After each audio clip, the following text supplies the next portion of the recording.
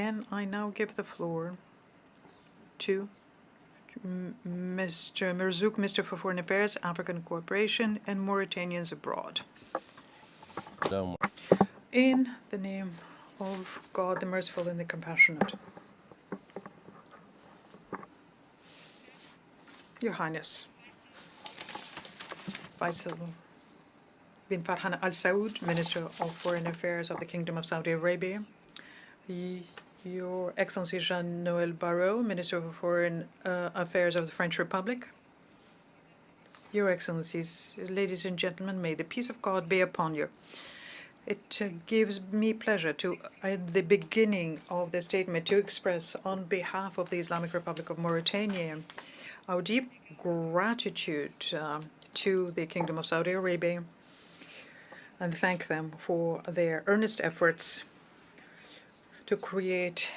an alliance in favor of the two-state solution and revitalize the political process on the issue of Palestine. I also would like to express thanks to the French Republic, the friendly country, the great role they are playing in this context, side by side with many states and regional organizations, in trying to move forward toward the practical way of having an international balance and have a just and lasting solution to the Palestinian issue. Ladies and gentlemen, the Palestinian cause for which we gather today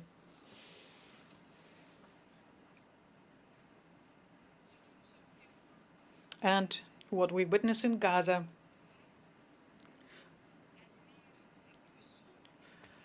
shows us the darkest image of human decadence, and we therefore have to, faced with that, we have to reaffirm our dual duty, both historic and moral, to protect and safeguard the rights, including the right to life, dignity, and peace, the rights to which the world has committed itself. And we hope that this horrendous situation we are witnessing today, both individually and collectively, will give birth to a new multilateral global order which is stronger and more effective. And this is the very essence of our message and the goal we strive to achieve. Our meeting today reflects a growing awareness of the need to move from the expressions of principles and political commitment to practical and effective actions that can put an end to the ongoing humanitarian tragedy unfolding in Gaza and in all of the occupied Palestinian territories. The current situation can no longer withstand delay. It requires the international community to fully shoulder its responsibilities and to do it through concrete measures that preserve what remains of human dignity and restores hope to a people worn out by suffering, dispersed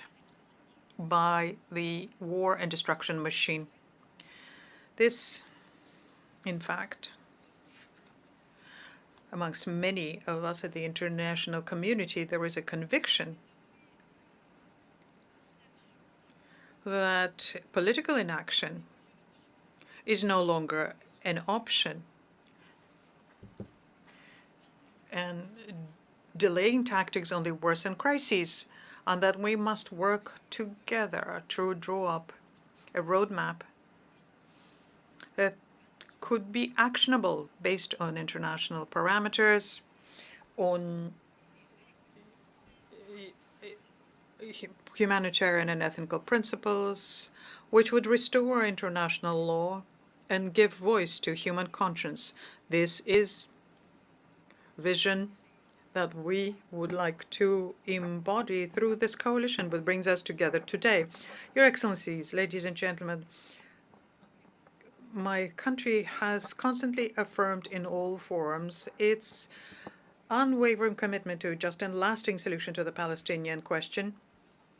leading to the establishment of an independent Palestinian state with East Jerusalem as its capital, based on the June 4th, 1967 borders, as provided for by international law and relevant United Nations resolutions. This position has been